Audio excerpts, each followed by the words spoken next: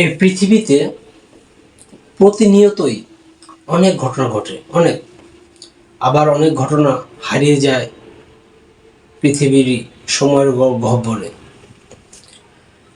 আজ একটি ঘটনা আপনাদের মাঝে তুলে ধরার চেষ্টা করব, যেই ঘটনাটিও হারিয়ে গেছে অন্যান্য ঘটনার আড়ালে। আমরা সবাই জানি 10ই মুহররম, 680 খ্রিস্টাব্দের 10ই মুহররম কারবালার প্রান্তরে রাসূল করিম সাল্লাল্লাহু আলাইহি সাল্লামের দৌহিত্র ইমাম হোসাইন রাদিয়াল্লাহু আনহু, যিনি সপরিবারে শহীদ হয়েছিলেন, এবং উক্ত দিনটি আমাদের সকলের জন্যই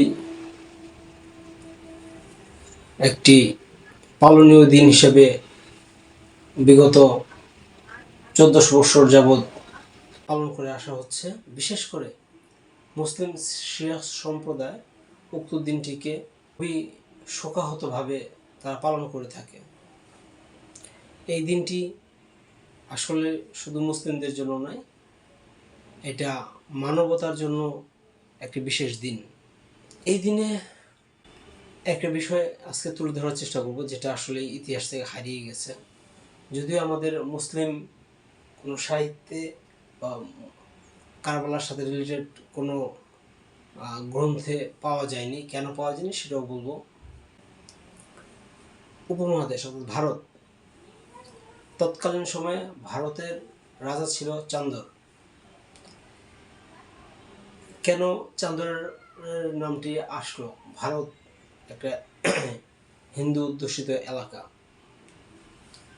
ইমাম হোসাইনের সাথে ভারত বা এই চান্দরের কী সম্পর্ক? রাজা চান্দরের সাথে এই ইমাম হোসেনের সাথে সম্পর্কটা আসলে কি? ভারতের কমান্ডারদের ভিতরে একজন এবং অনেক ধনাঢ্য ব্যক্তিত্ব। তিনি তৎকালীন সময়ে বিভিন্ন কারণে সেই আরব অঞ্চলে যেতেন। তবে রাহাত দত্ত ছিল নিঃসন্তান, যদিও ব্রাহ্মণদের অনেক উপভাগ আছে। আমি আরেকটু ক্লিয়ার করি। সেটা হচ্ছে এই সরস্বত ব্রাহ্মণদের ভিতরে একটা ভাগ আছে যেটাকে বলা হয় মহিয়াল ব্রাহ্মণ। তাই মহিয়াল ব্রাহ্মণ ছিলেন। এই মহিয়াল ব্রাহ্মণের আরেকটা উপশাখা হচ্ছে দত্ত।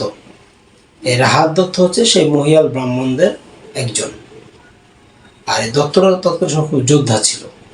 তো যাই হোক, উনি প্রায়ই যেতেন সেই আরবে, এবং যেহেতু নিঃসন্তান ছিলেন, ইমাম হোসেনকে বলেছিলেন যে হুজুর আমার জন্য দোয়া করেন, আমার যেন সন্তান হয়, ঈশ্বরের আশীর্বাদ যেন আমার সন্তান হয়। আমরা কিন্তু এখনো অনেক হিন্দু বা বিভিন্ন ধর্মাবলম্বীদেরকে দেখি যে শাহজালাল শাহপরানের মাজারে যেতে, অনেক মুসলিমদেরকেও দেখি বিভিন্ন জায়গায় যেতে। যাই হোক, এমনই আর কি। তো উনি ইমাম হোসেনকে বলেছিলেন যে হুজুর আমার জন্য দোয়া করেন। তো ইমাম হোসেন ওনার জন্য দোয়া করেছিলেন, এবং ওনার ঘরে 7টা ছেলে, সাত ছেলে জন্ম নিয়েছিল এই রাহাত দত্তর ঘরে। যাই হোক, যখন ইমাম হোসাইন যখন কিনা কুফা রওনা দিয়েছিলেন, কুফা উদ্দেশ্য ছিল কুফায় যাওয়ার, কিন্তু কুফা কিন্তু যেতে পারেনি। পথ ভ্রমে হোক বা যেভাবে হোক চলে গিয়েছিলেন কারবালায়। এবং উনি যখন কারবালায় গেছেন তখন কিন্তু সংবাদ চলে গেছিল সেই রাজা চান্দারের কাছে যে ইমাম হোসেনের সাহায্য দরকার। যাই হোক, রাজা চান্দর তখন এই যে মহিয়াল ব্রাহ্মণ রাহাত দত্ত, তাকে পাঠিয়ে দিয়েছিলেন সেই কুফার উদ্দেশ্যে। রাহাত দত্ত তার 7 সন্তান ও তার সৈন্যবাহিনী নিয়ে রওনা হয়ে যান, কিন্তু বিধির বিধান, কারবালাতে 10ই মুহররম শাহাদাত বরণ করেন ইমাম হোসেন রাদিয়াল্লাহু আনহু। শুধু সে না, তার পরিবারের অনেকেই। তো রাহাত দত্ত যাওয়ার আগেই ইমাম হোসেন শহীদ হয়ে গিয়েছিলেন। তখন রাহাত দত্ত আর ফিরে আসেননি। হোসেন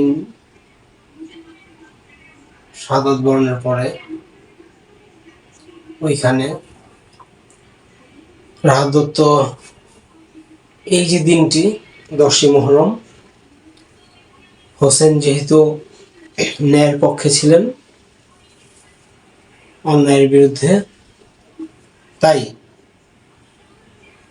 এ কারণে যেমন রাজা চান্দর তাকে সাহায্যের জন্য সেনা পাঠিয়েছিলেন, এবং রাহাত দত্ত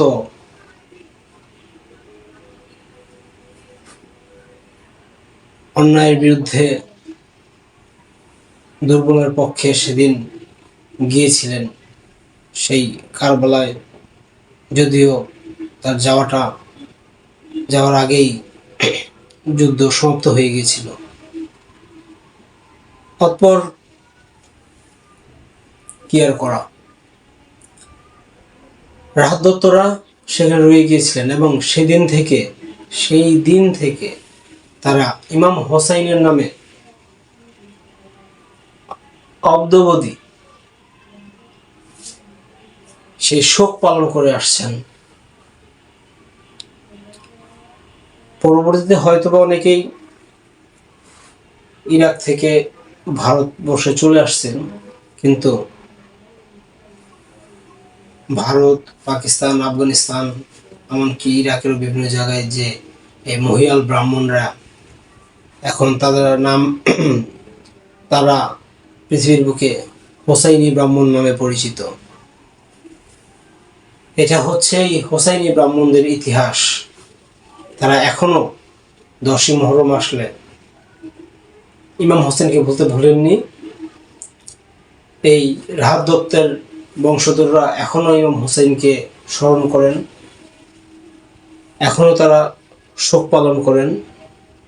তারা বলেন, আমরা পূজা করি শিবের, কিন্তু হৃদয়ে আমরা লালন করি ইমাম হোসেনকে। তারা ধর্ম বর্ণকে পাশে রেখে মানবতার জন্য সেদিন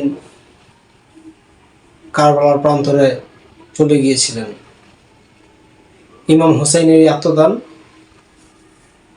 শুধু মুসলিমদের জন্য নয়, সমগ্র মানবতার জন্য একটি শিক্ষণীয় বিষয়। আর এই রাহাত দত্ত বা তার ফ্যামিলি বা তার বংশধর বা এই হোসাইনি ব্রাহ্মণরাও কিন্তু যুগে যুগে, মুসলিমরা তো তাদেরকে ডাইরেক্ট বলা হয় যে কাফের, যেহেতু তারা মুসলিম না। আবার হিন্দু ব্রাহ্মণরাও তাদেরকে বলে ওরা তো ব্রাহ্মণ না, ওরা তো ইসলাম ধর্ম নিয়ে নিছে।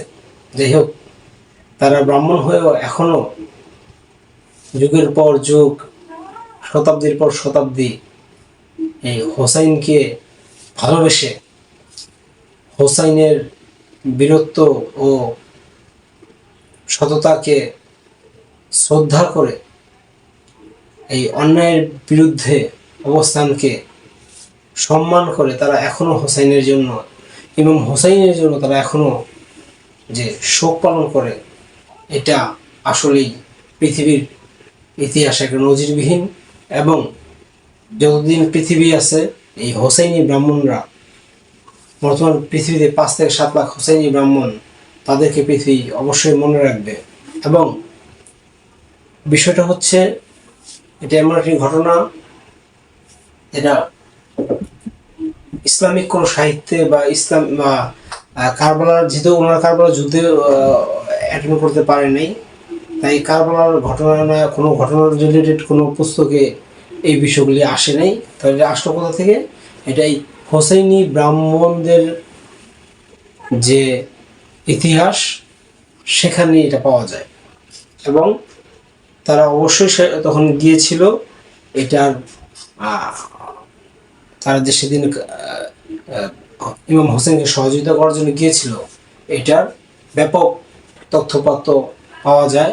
এবং যদি ওনারা না যেত, যদি এমন ঘটনা না ঘটতো, তাহলে এই যে 5 থেকে 7 লাখ হোসেনি ব্রাহ্মণ, এরা তো আর আসমান ফুরে আসে নাই, আসমান থেকে পড়ে নেই বা মাটি ফুরে বের হয় নাই। এরা কিন্তু কোনো ঘটনা ছাড়া তো আর এটার সাথে রিলেটেড হয় নাই, তাই না?